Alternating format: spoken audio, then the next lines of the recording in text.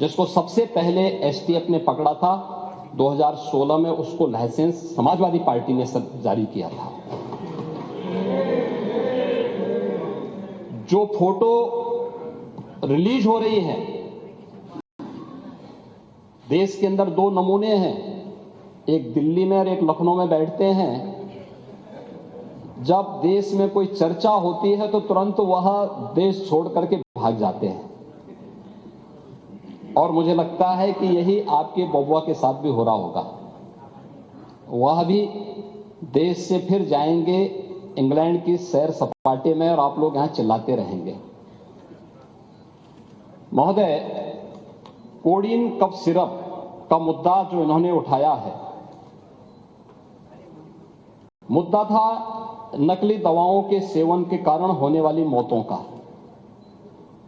और उसके बारे में हमने पहले ही बताया है कि नकली दवा के कारण होने वाले मौत के प्रकरण की कोई भी बात अभी तक शासन के संज्ञान में नहीं आई है, और समय समय पर एफएसडीए विभाग इसको लेकर के छापेमारी करती है, कार्रवाई करती है।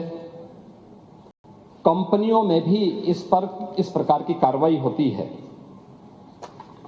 यूपी के अंदर कोडीन कफ सिरप, इसके केवल स्टॉकिस्ट हैं, होलसेलर हैं, इसका यहां पे प्रोडक्शन नहीं होता है।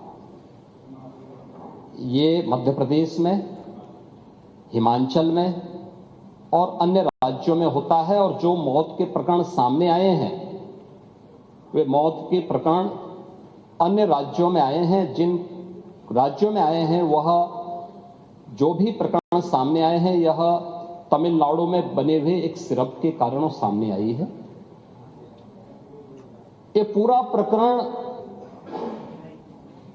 इलीगल, यानी इसमें एडिटेशन का भी नहीं है, यह इलीगल डाइवर्जन का है।